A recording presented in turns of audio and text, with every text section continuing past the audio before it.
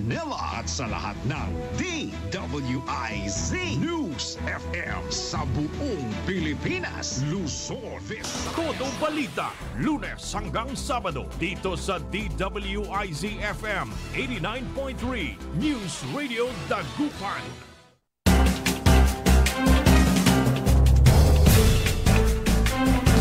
Good morning, good morning, good morning, good morning. Araw ng Martes mga kaibigan sa Todo Balita, tayo pa ay magkakasama-sama hanggang alas 6 ng umaga. Inyong maririnig mga balita kaganapan sa lalawigan ng Pangasinan, sa ibang bahagi ng bansa at sa ibayong dagat. Ang inyong Katodo Balita, ako si Liway Manantan ni Paragire. Ang aking partner si Kaaron Susan niya daw. At sa technical kasama natin Kaaron Eli Garcia. Sa ulo ng mga balita sa Balitang Nasyonal, Defense Team ni dating Pangulong Duterte naghahanda na sa ICC hearing. Todo balita. Commission on Audit iniutos fraud audit sa flood control projects sa Bulacan. Todo balita. Sa Balitang Lokal,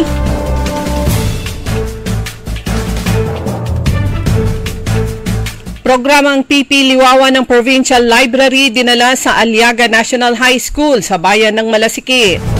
Todo balita.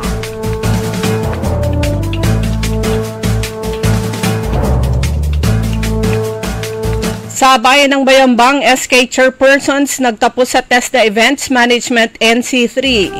Todo balita.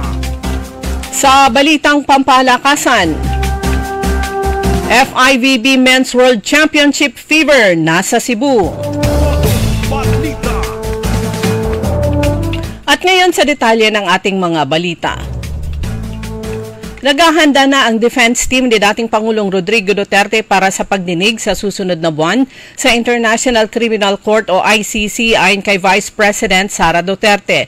Muling haharap si Duterte sa ICC Pre-Trial Chamber 1 para sa confirmation of charges hearing na sisimulan sa September 23 kaugnay sa kasong Crimes Against Humanity. Bukod pa rito, may panibagong ipa-file na dokumento sa ICC na pinaghahandaan na rin ng defense team na hindi na idinetalye ni VP Sara. Sinabi niya rin sa kanyang speech na may nauna na silang inihaing apela kaugnay sa kinukwestiyong jurisdiksyon ng ICC sa nais na interim release ng kanyang ama.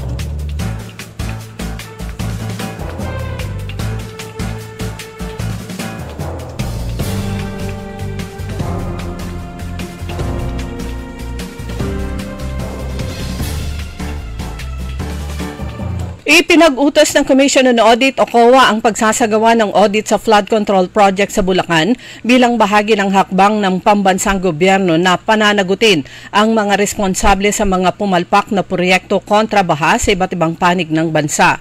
Ang utos ay nagmula kay COA Chairperson Gamaliel Cardova bilang pagsunod na rin sa direktiba ni Pangulong Ferdinand Marcos Jr.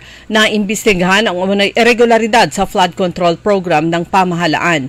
Sa memorandum na inilabas, binigyan diin ni Cardova na dahil sa seryosong issue binanggit ng Pangulo hinggil sa pagpapatupad ng mga proyektong ito, partikular sa Bulacan, ang fraud audit ay isang agarang pangangailangan.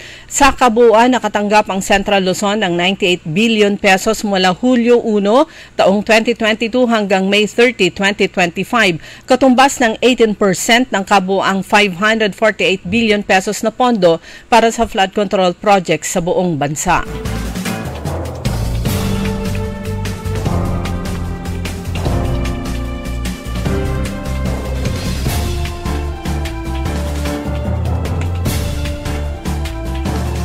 Samantala, nananawagan ang abogado ng isang pulis na sangkot sa kaso ng missing sabongero sa Department of Justice na isubpina ang umano'y hawak na affidavit ng Criminal Investigation and Detection Group o CIDG na makakatulong sa depensa ng kanyang kliyente. Sa 3 pahinang liham kay Prosecutor General Richard Anthony Fabdulion nitong August 15, 2025, sinabi ni Attorney Bernard Vitriolo, abogado ni PES Police Staff Sergeant Joey Encarnacion na sinabi nito na hindi dapat ibatay ang anumang investigasyon sa piniling ebidensya lamang ng isang ahensyang tagapagpatupad ng batas tulad ng CIDG. Giit ng abogado na hindi pagsama sa mga affidavit ay makakapagdulot ng labis na pinsala sa kanyang kliyente. Dumako naman tayo sa mga balitang lokal. Ipinagpapatuloy ng pamahalaang palalawigan sa pamumuno ni Governor Ramon Kiko III ang pagbibigay ng prioridad sa edukasyon. Bilang bahagi nito, isinagawa ng Pangasinan Provincial Library ang programang Piliwawa Empowering Minds, Empowering Lives sa Aliaga National High School sa Malasikin nitong August 15, 2025. Layo ng programang ito na bigyan ng ang mga mag-aaral ng mahalagang kaalaman patungkol sa iba't ibang napapanahong issue. Nagbigay ang iba't ibang tanggapan ng pamahalaang palalawigan ng mga lecture na nakasentro sa career guidance, mental health awareness, teenage pregnancy, kasama rin ang reading comprehension, tree planting at leadership. Bukod dito, dinala rin ang mainit at masustansyang pagkain mula sa kusina para sa mga estudyante. Magpapatuloy naman ang programang ito ng Provincial Library sa mga paaralan sa probinsya. Sa bayan ng Bayambang, kinilala ang mga sangguniang kabataan chairperson ng bayan matapos nilang matagumpay na matapos ang Events Management Training NC3 mula sa Technical Education and Skills Development Authority o kaya TESDA. Formal na ginanap ang kanilang pagtatapos kahapon sa Balon Bayambang Event Center. Ang nasabing pagsasanay na isinagawa sa Museum Cafe ng Museum of Bayambang Home of Innovation at sa Pinoy Workers Satellite Office ay naglalayong hasain ang kakayanan ng mga kabataan sa larangan ng events planning at management. Sa pamamagitan nito, mas nagiging handa ang mga leader sa pamumuno ng kanilang SK Federation President na si John Roy Halak na manguna sa iba't ibang aktibidad at proyekto sa kanilang barangay. Naging posible ang programa sa pakikipagtulungan ng TESDA at ng Gintong Aral Skills Development Academy, Pangasinan Branch, na patuloy na nagbibigay ng mga oportunidad para sa mga kabataan tungo sa mas mataas na antas ng kasanayan at kahandaan ng pagsiserbisyo. Dumako naman tayo sa mga balitang pampalakasan. Dinala ng FIVB Volleyball Men's World Championship 2025 Fever sa Visayas sa Cebu City sa pangunguna ni World's Ambassador Eya Laure sa set na natin to trophy and mascot tour sa SMC side noong Sabado. Nakipagkulitan si Laure sa mga fans habang kinanta ni Cebu Pride Karencita ang World Championship official theme na electrifying kasama sina official mascots Kulog at Kidlat para sa Alas Pilipinas Men Mantra, Laban Alas, Laban Pilipinas. Samantala, nakalinya na agad ang mga torneyong lalahukan ni Alex Ayala sa oras na magbalik aksyon ito.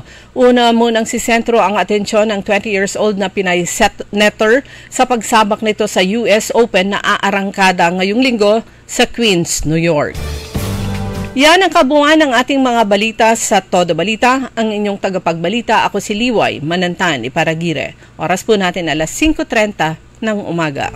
DWIZ. Ang balitang ito ay inihatid sa inyo ng Bingo Plus. Download Bingo Plus app now on Google Play and Apple App Store for a chance to win up to 935 million pesos jackpot prize. Visit bingoplus.com to learn more. With Bingo Plus, bingo sa saya plus sa panalo. Gaming is for 21 years old and above only. Game responsibly. Keep it fun. Magandang araw po sa ating lahat, sa ating mga bisita. Inaanyayahan ko po kayo sa aming lungsod ng Alaminos para po mabisita at ma-experience ang ating mas pinagandang 100 Islands.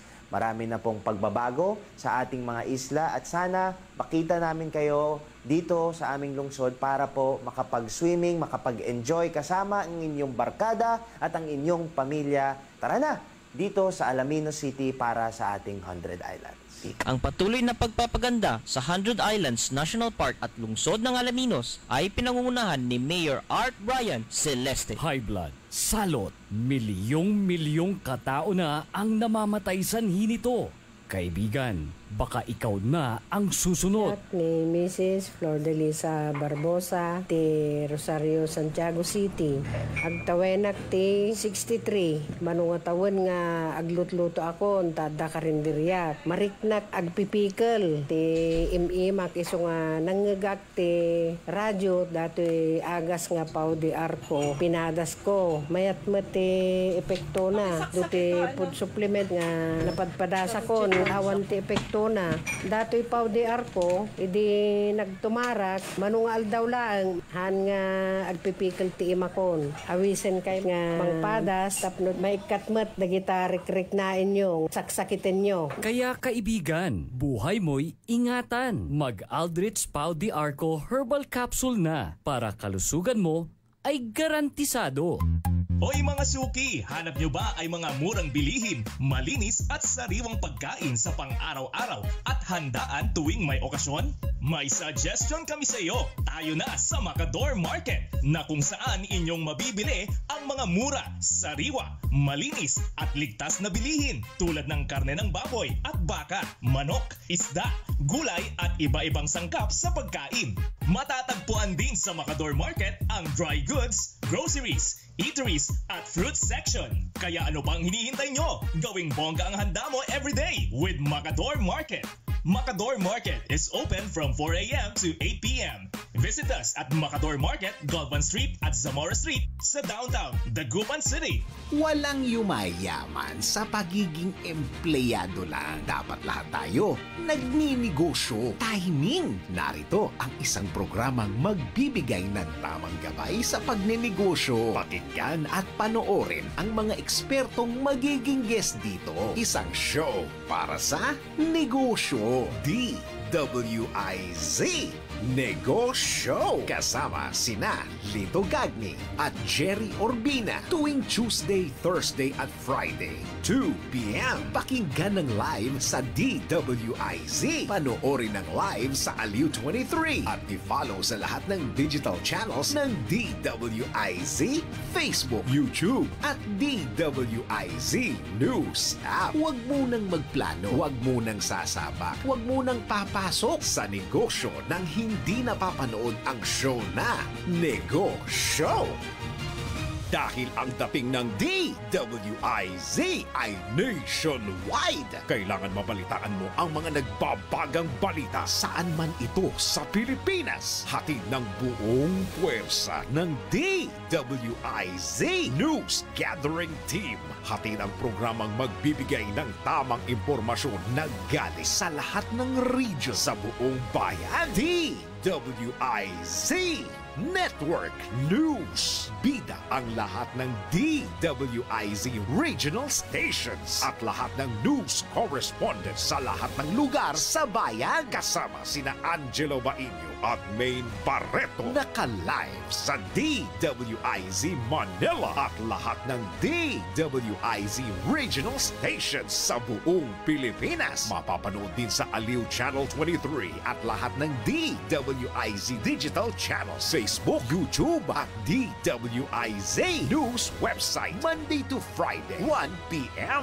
DWIZ Network News. Bawal ang babagal-bagal, bawal ang kukupad-kupad. Mabilis na ang panahon, kaya maiiwan ka kapag hindi ka nakasabay sa bilis ng panahon. Presyo ng gasolina, saan traffic, saan hindi? May strike ba o wala? At mga balitang importante sa buhay ng commuter na Pinoy sa DWIZ Pasada Balita.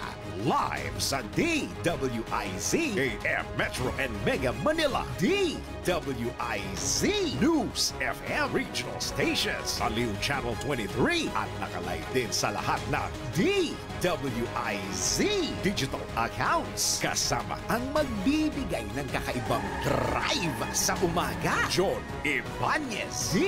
DWIZ Pasada Balita. Tuloy sa pagbabalita ng tama, paglilingkod ng tama. Lunes hanggang Biyernes, 7 a.m. DWIZ. Liway manantan sa Todo Balita. Okay, oras na po natin mga kaibigan. Alas 5:36 na po sa pangalawang bahagi ng Todo Balita. Kasama niyo pa rin Liway Manantani Paragire. At syempre ang aking partner Kaaron Susan Yadaw at sa technical Kaaron Eli Garcia.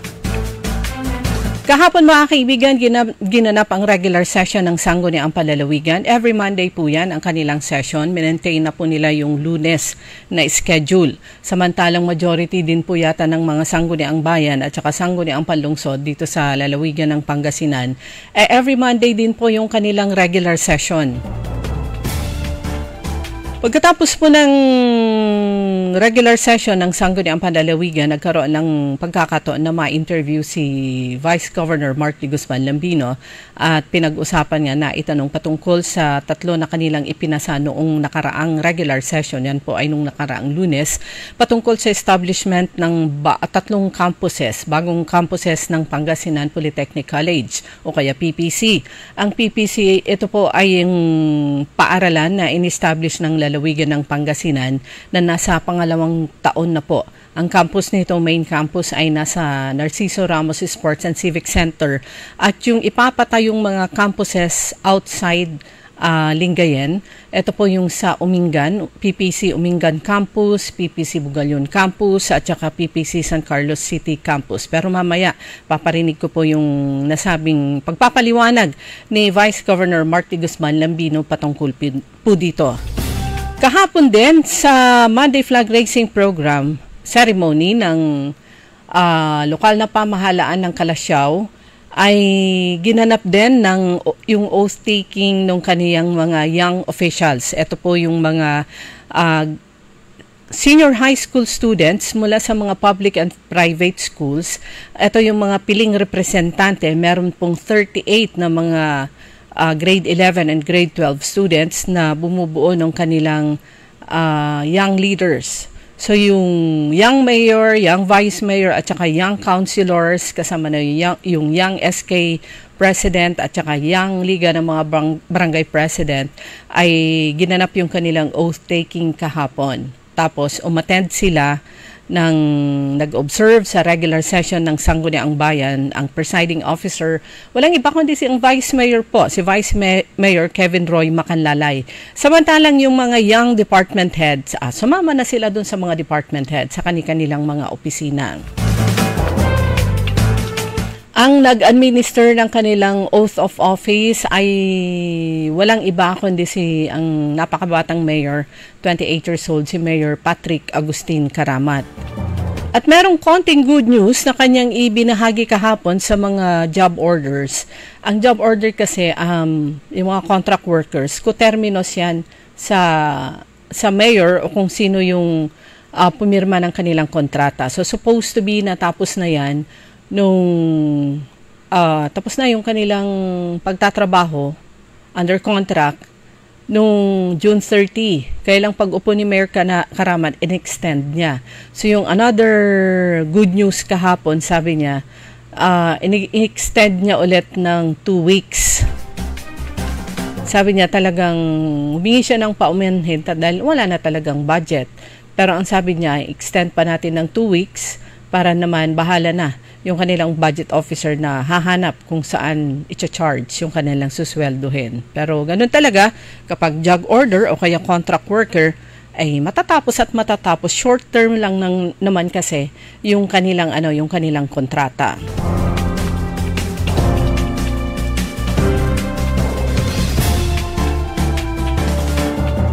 Samantala, sa mga balita na nakikita po natin sa Facebook, pinakamabilis na talaga na pagkuhanan ng o kaya na-update po tayo.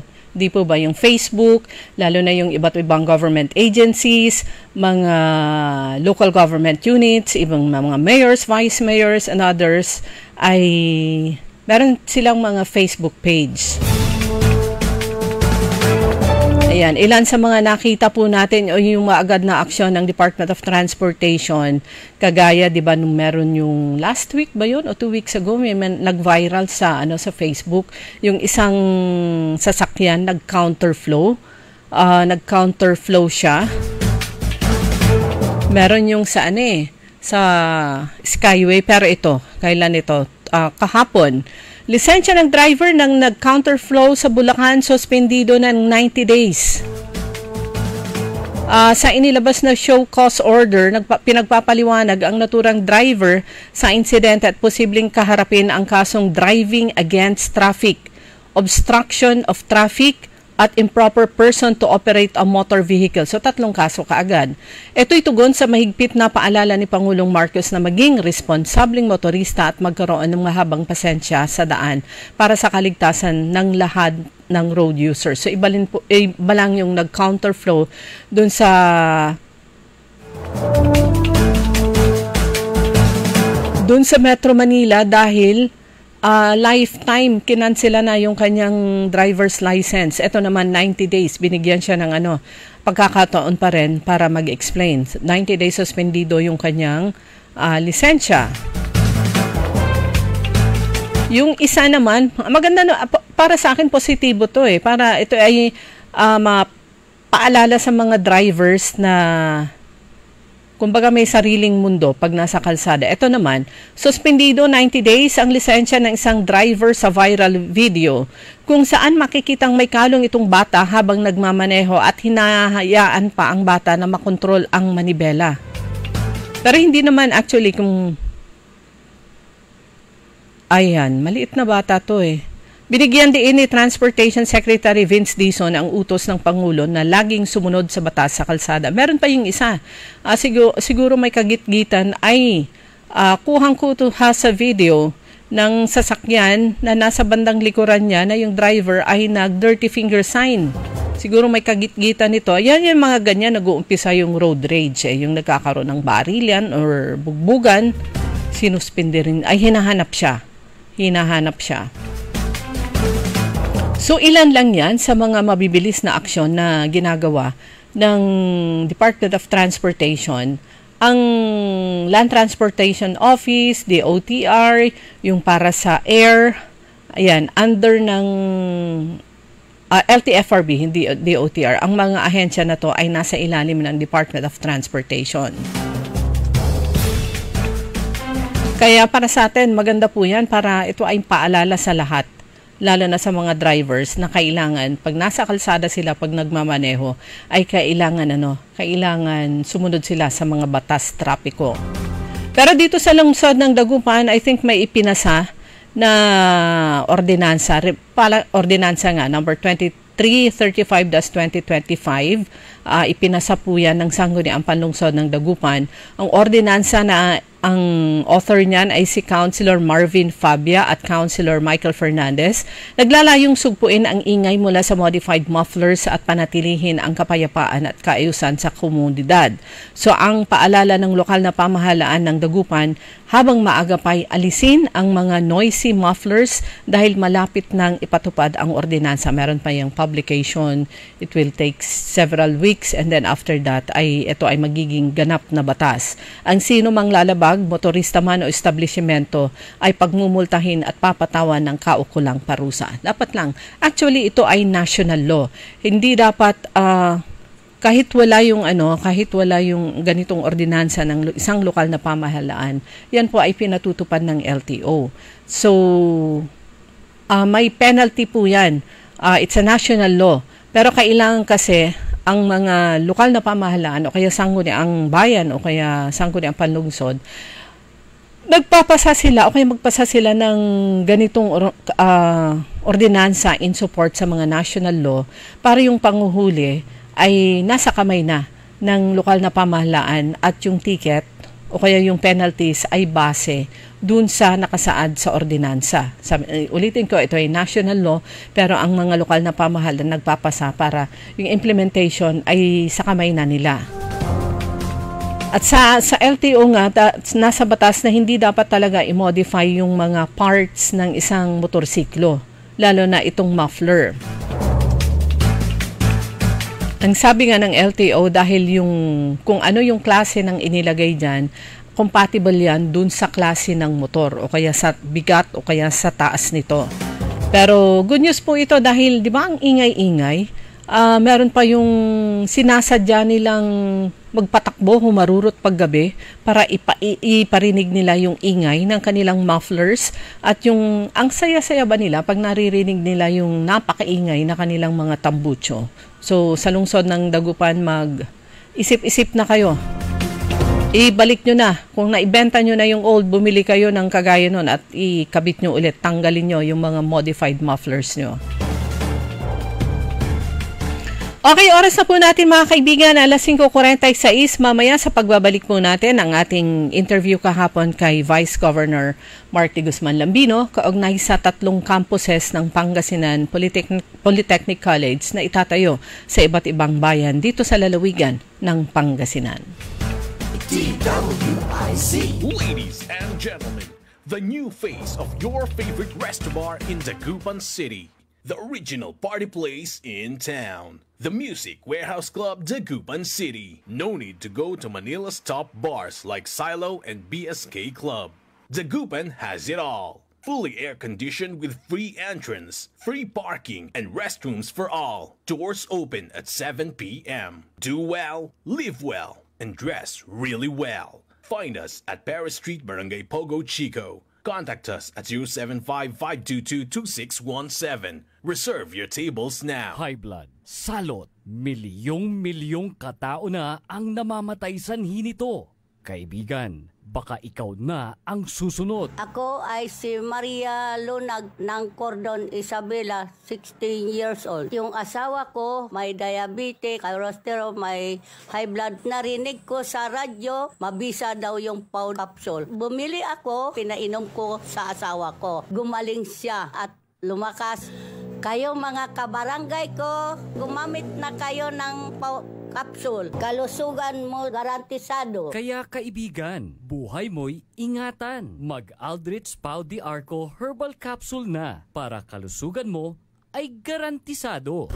Kaya sabay natin paghandaan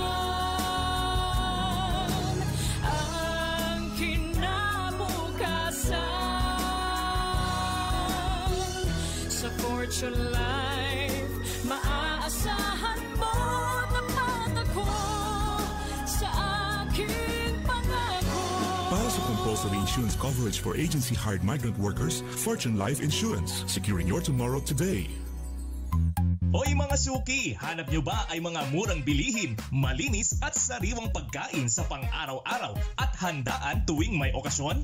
May suggestion kami sa iyo. Tayo na sa Macador Market na kung saan inyong mabibili ang mga mura, sariwa, malinis at ligtas na bilihin tulad ng karne ng baboy at baka, manok, isda, gulay at iba-ibang sangkap sa pagkain.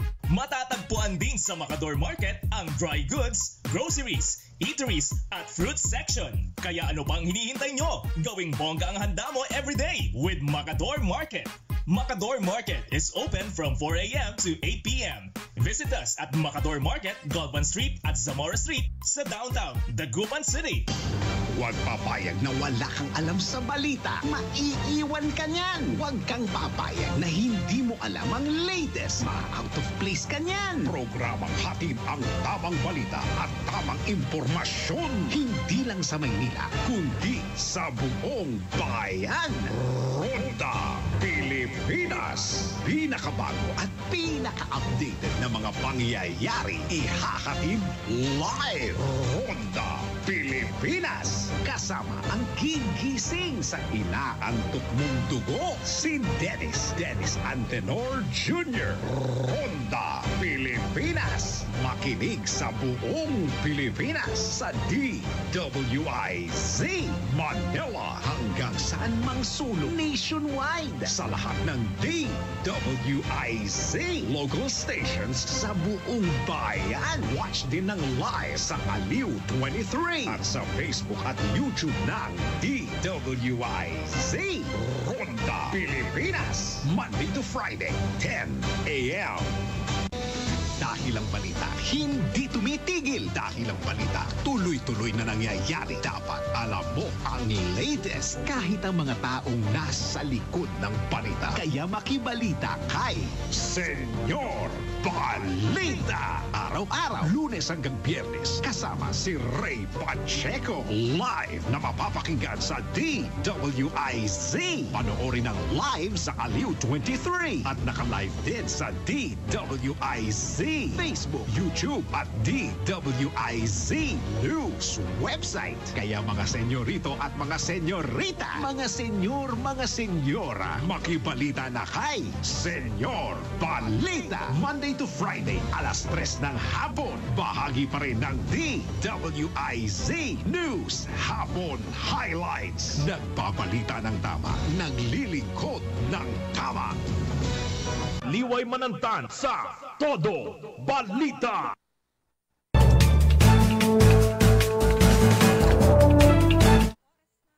Oras. Ay, namali-mali tuloy ng ina-adjust. Oras na po natin mga kaibigan, alas 5:51 na ng umaga. Good morning kay Achicora Aquino at Kuya Mar.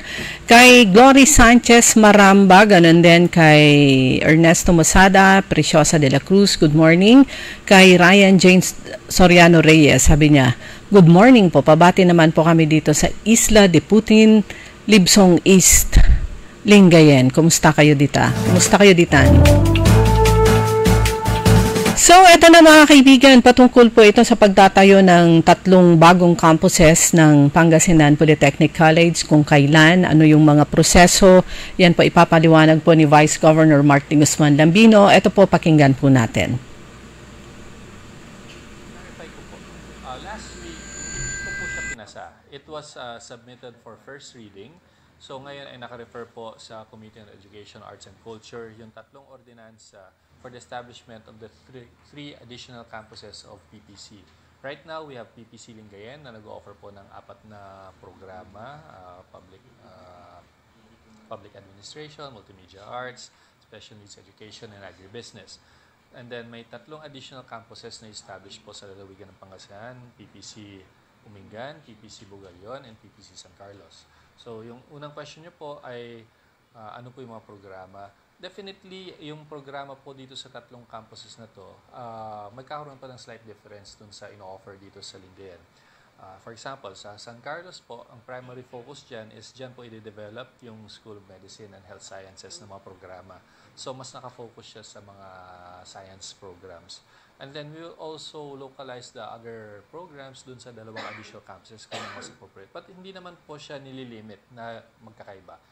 Kung magkakaroon po ng similarity or may additional, may magagaya po na kurso, that is very possible. But definitely, we are going to acclimate or localize the courses offered depende po sa campuses. Kasi being a polytechnic college nga po, ang habol po natin dito ay skills-based education and training para po sa ating mga kabataan to equip them for their personal careers or professional careers after they finish college. Then yung last question niyo po, kung meron na po, kung sabay-sabay po bang ma-approve ito. Well, wala po sa control natin yung makukuha ng mga accreditations and certifications from CHED. But definitely, we will work, maglalatag po kami ng rollout plan para po sa 3 campuses na to. Yung budgets for this ay nilalatag na po sa 2026 budget kung ano po yung mga kailangan because this would entail construction of additional buildings. So it's going to be a short-term plan initially para meron po tayo mga initial na funding pero hindi po ito panandalian lang. Like I said, there will be a short-term rollout for the budgeting and the long-term planning for the full implementation of this. Ano po yung magiging structure ng PPC with these additional campuses? It will be similar to the other state universities. Most likely, ang magiging head po ng ibang campuses would be a campus executive director. But there will be only one governing board for all campuses. So that is going to be the PPC governing board under the one president. And then a campus executive director who would handle the day-to-day operations of each campus. Siyempre, may sarili din sila mga professors. But all other administrative responsibilities would be under one umbrella lamang po for practicality din po.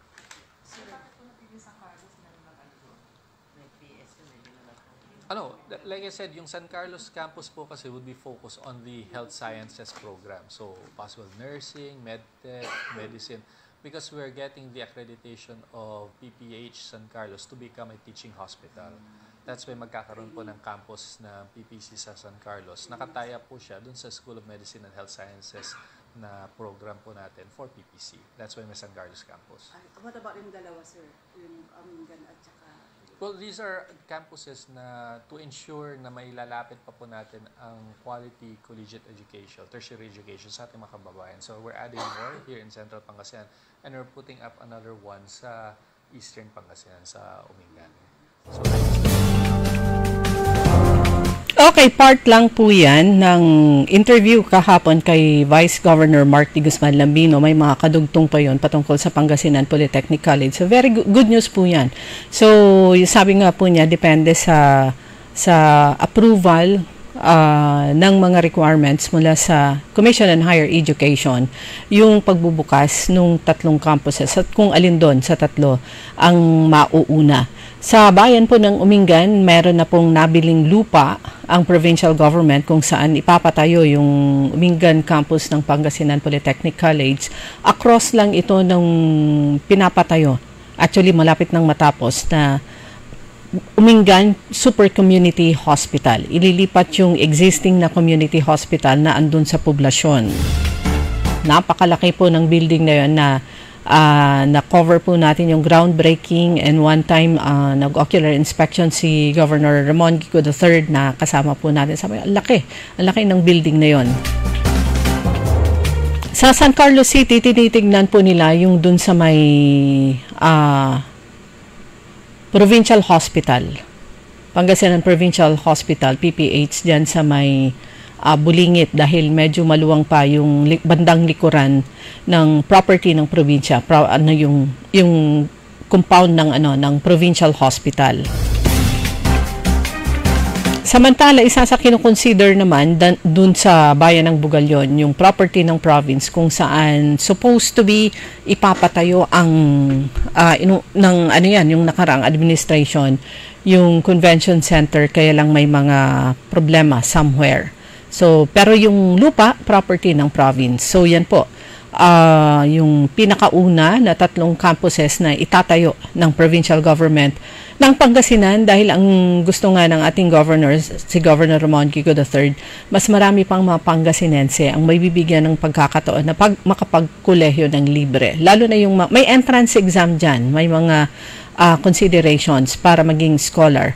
Dahil napakarami pong mga magagaling na mga estudyante o di kaya yung gustong-gusto talaga nilang makapag-aral sa kolehiyo pero walang kakayanan ang kanilang magulang o sila mismo ay kailangang mag-working student. More on that sa mga susunod na araw. Samantala, meron pong advisory dito, announcement ang Central Pangasinan Electric Cooperative. Pinapaalam ng pamunuan ng Senpelco sa lahat ng kanyang nasasakupan ng Energy Regulatory Commission o ERC ay mangangasiwa ng public hearing sa mga sumusunod na schedule. Kung matatandaan nyo yung mga past month, nagkaroon din ng schedule ng public hearing. Ito, sa September 10, araw po yan ng Wednesday, 2:00 ng hapon, online through Microsoft Teams application. At saka 2 schedule to. Yung isa naman ay September 17, Wednesday rin, 2 p.m. Online through Microsoft Teams application. Ano yung Energy Regulatory Commission case o kaya ERC case? Ito po yung ERC case number 2025-118, RC Central Pangasinan Electric Cooperative Incorporated and Masinloc Power Company Limited, joint application for the approval of the power supply agreement between Senpelco and Masinloc Power Company Limited with motion for confidential treatment of information and motion for provisional authority or interim relief.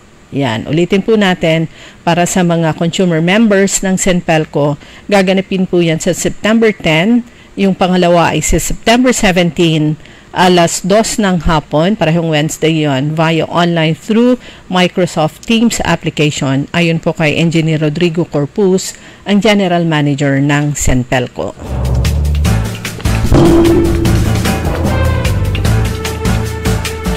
Balikan ko lang sandali. Pero hindi ko na mababalikan. Ganun, bigla ko nakita yung oras alas 6 na. Anyway, ano ko lang to, patungkol pa rin sa Pangasinan Polytechnic College. Habol ko na lang.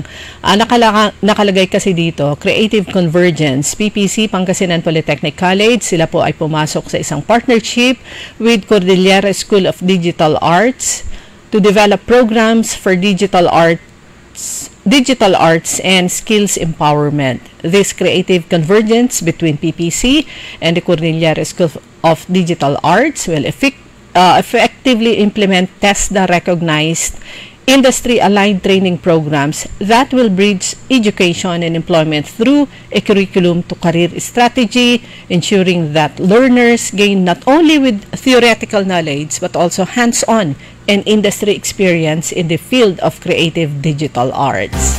Dahil sa isa sa 4 na kursong ino-offer po ng PPC ay itong patungkol sa digital arts.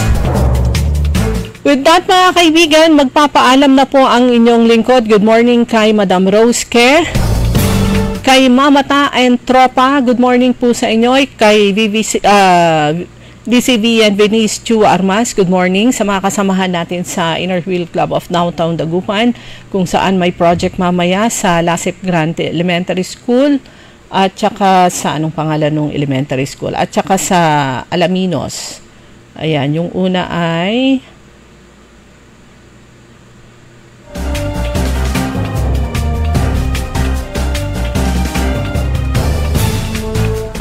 one meal at a time project sa Juan Chapno Elementary School. Good morning din kay Madam Rose Ke, kay Achikora Aquino at Kuya Mar dyan sa Barangay Tubeng at saka syempre kay Kuya Benjetnan. Sa ngalan ng aking partner, Kaaron Susan niya daw, at sa technical, si Kaaron Eli Garcia. Samantala, antabayanan niyo po ang Orly in the Morning. Makakasama niyo po si Kaaron Orly Navarro. Ako po si Liway Manantani Paragire. Nagsasabi po sa inyong magandang umaga at always ingat po. DWIZ. Sumainyo ang Todo Balita, Lunes hanggang Sabado dito sa DWIZ.